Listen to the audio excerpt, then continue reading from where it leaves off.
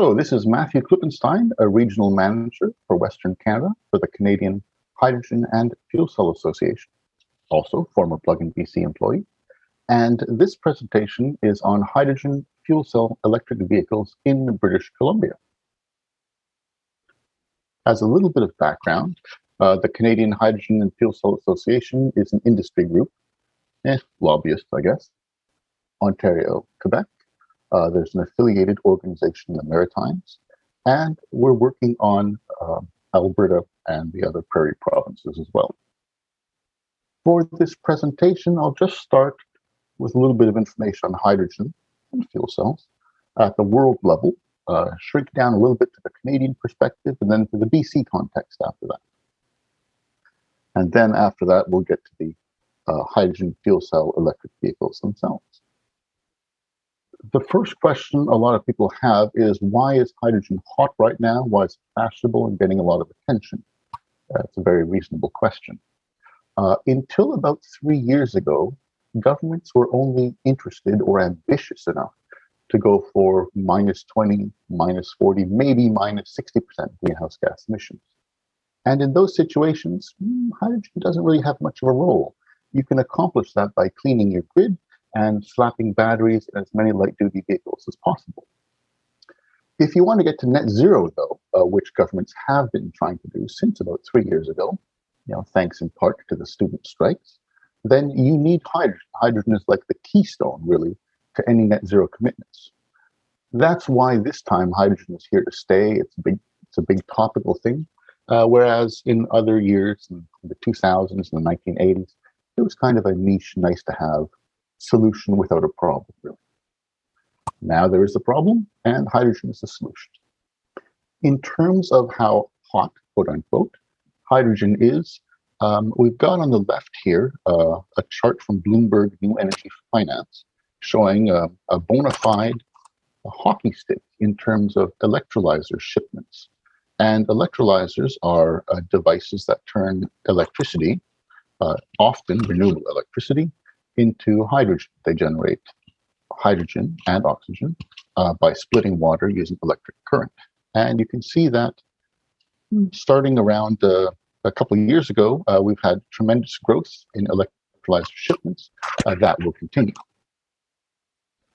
Worldwide, there are about $500 billion allocated to hydrogen-related projects through 2030. So not even in 10 years' time, that's 8 years. And more than 300 large-scale projects. In terms of what hydrogen's role is in a net zero world or in net zero countries, it's best to think of things as a lobster claw. A lobster claw has, the big part, like the fingers part of the claw, that's a direct electrification. That does most of the lifting. That's things like wind, solar, batteries, energy storage, heat pumps. But to get to net zero, you do need the other part of the claw, the thumb part of the claw. And that, in our case, is clean hydrogen. It might be used as a fuel for larger vehicles, perhaps in some industrial heating applications. It might also be used as a feedstock, an ingredient for important things like fertilizer. In the Canadian context, up to about 30% of final energy use in 2050 is expected to come from hydrogen. And here's an interesting twist. A few years ago, the Hydrogen Council, a lobbying council, said that up to 18% of the world's final energy demand would be hydrogen by 2050. More recently, Bloomberg New Energy Finance said that could be up to 24%. So that's a rare case where you might actually have an industry lobbying group be less ambitious than one of the most aggressive and optimistic renewables-driven analysis organizations, BNEF, around. Moving to the Canadian context, we're going to talk about transportation here. So it's useful to have the numbers on where Canada's transportation emissions come from. And what I've done here is I've divided information. This is from the national inventory reports that Canada files with the UN. And this is for calendar 2019. And gasoline represents about 120 million kilotons of CO2 equivalent. I've included a couple heavy-duty vehicles, trucks, which have short ranges and stuff. For these vehicles, using the lobster claw analogy, electricity, direct electrification, will do most of the work. There's going to be a small slice for hydrogen vehicles as well. The situation is reversed, though, when we talk about diesel plus. This is fuels for heavy-duty vehicles, buses, trucks, mining equipment, railroads, planes, boats. In this case, because of our huge geography, Canada has quite a lot of these diesel plus emissions compared to other countries, about 100 million kilotons worth. In this case, electricity, direct electrification, will still play a role, but the most of the lifting is going to come from hydrogen in one form or another. What I've got here is the green hydrogen, hydrogen produced from electrolysis from renewables. Blue hydrogen is hydrogen generated from fossil fuels, where the CO2 is captured for various reasons. Canada is very well positioned here. There's an abundance of underground energy that we can take advantage of. The kind of minty green chocolate chip molecule there is ammonia, NH3. It's being discussed as a way of transporting hydrogen and also as a fuel, perhaps for marine vessels.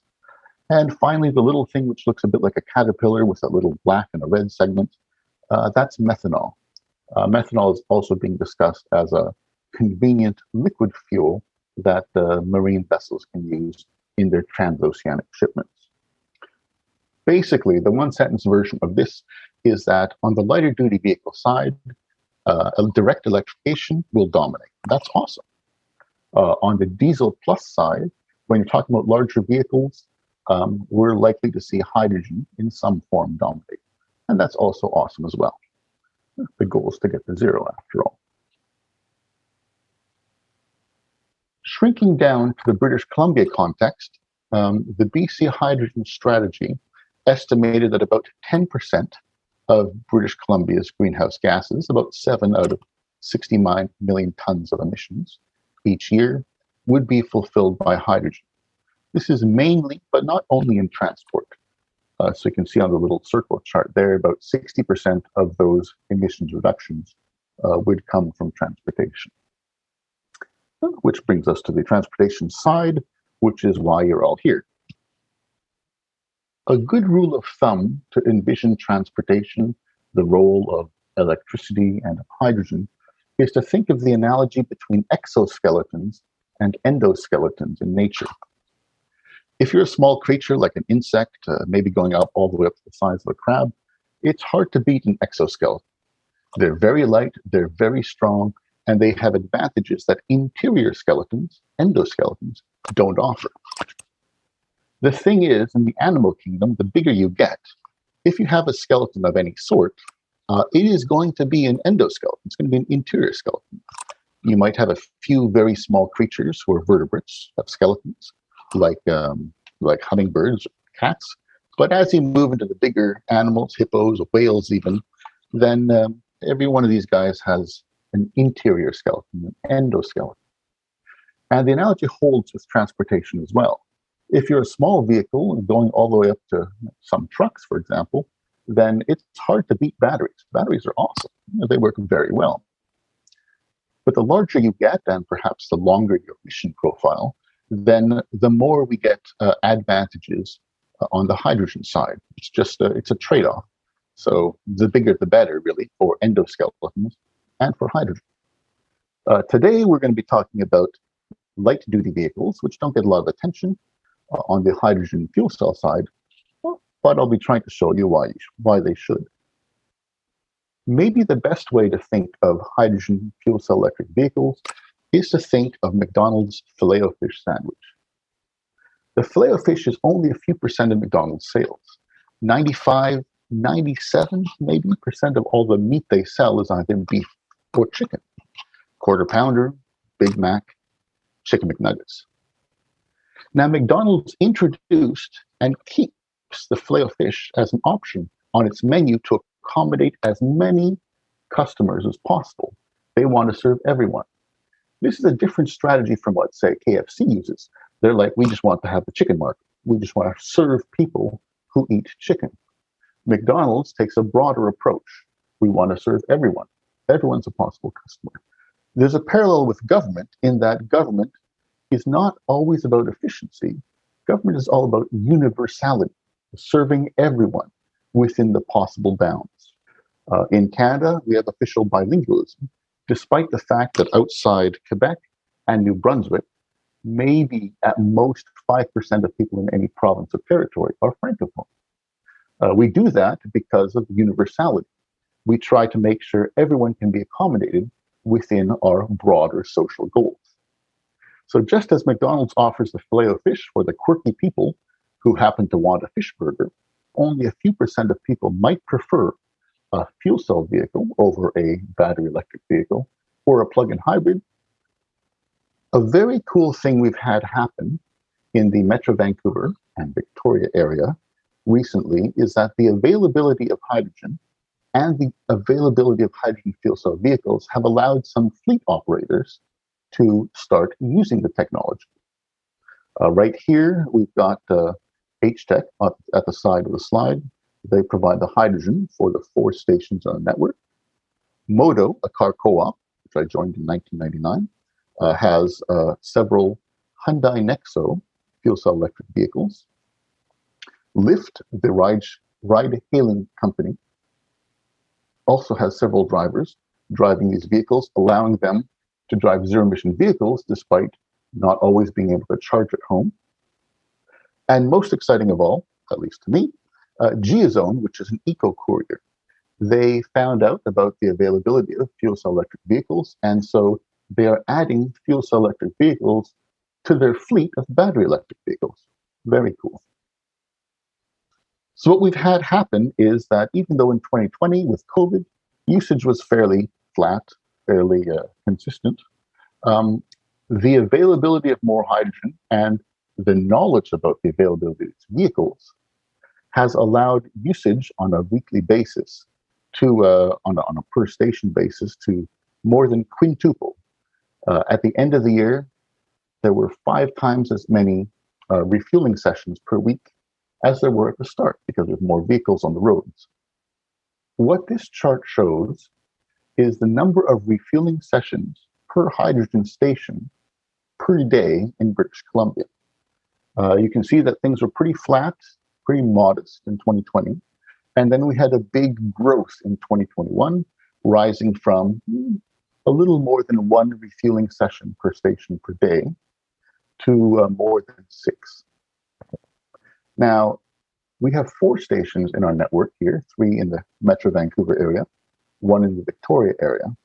And this growth has come from the adoption by different fleets of hydrogen fuel cell vehicles, as well as the availability of more green hydrogen, more low emissions hydrogen into our fueling network.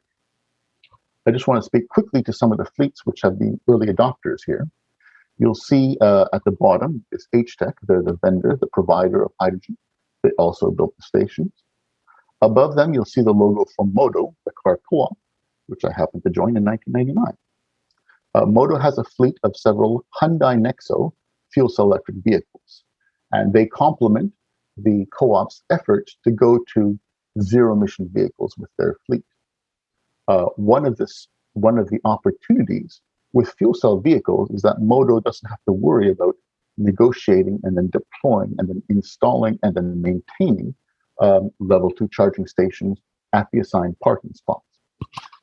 Battery electric and plug-in hybrid vehicles are awesome, but the chances of going from, say, 90% of someone's needs to 100% is a lot lower than being happy with that 90% and letting other vehicles take the other 10% as long as they're zero emission. Lyft is one of the major ride-hailing companies worldwide, and they have a program where their drivers are leasing the Toyota Mirai fuel cell electric vehicle. This allows the drivers to drive zero-emission vehicles without having to worry about installing EV chargers at their homes or apartments. Lyft drivers, ride-hailing, and the gig economy folks generally aren't always in the position of owning a detached house with a separated garage.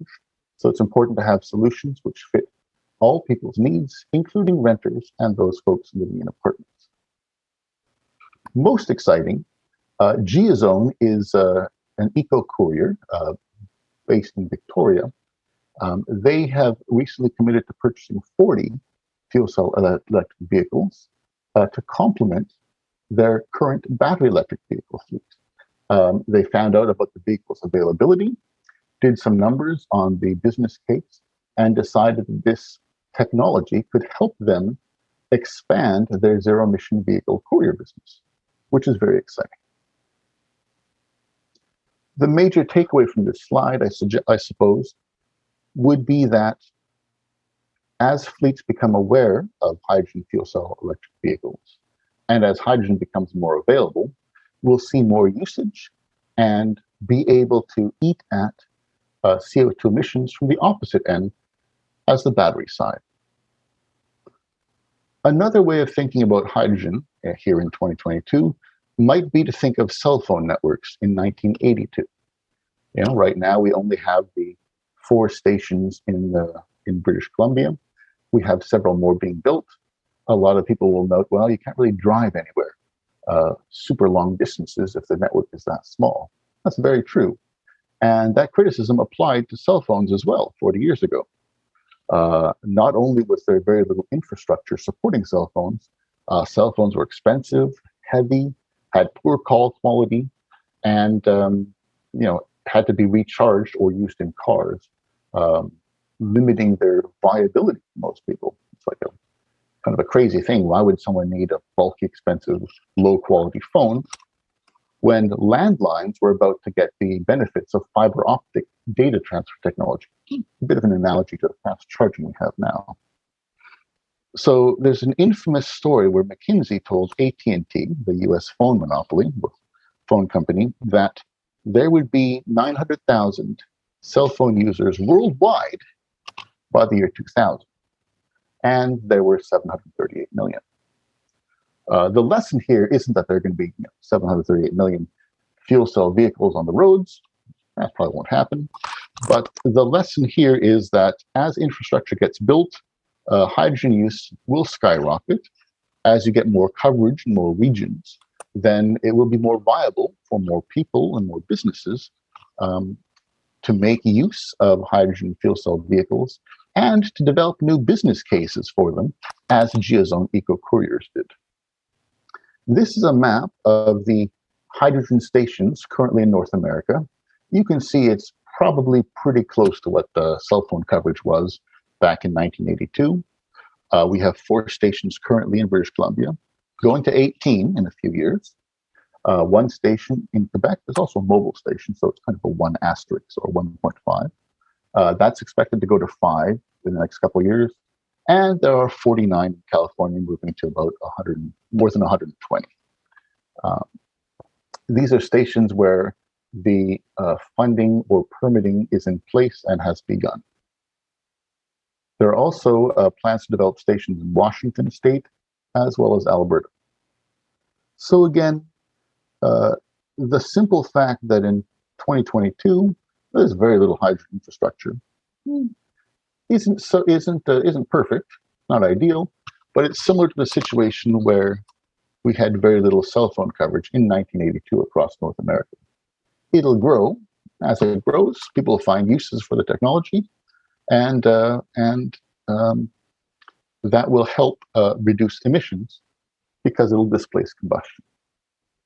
The thought I'd like to leave you with is that there will always be round heads in square holes, and celebrating the fact that we have as many zero-emission vehicle options as possible, as many technology options as we can, will help us get to 100% zero-emission vehicles faster than by trying to scold or criticize people into choosing your particular preference. It's a diverse world. No matter what field we're in, there are always going to be round heads in the square holes. And the strategic thing to do is to be able to accommodate them, knowing that solutions for everyone get us to zero fast.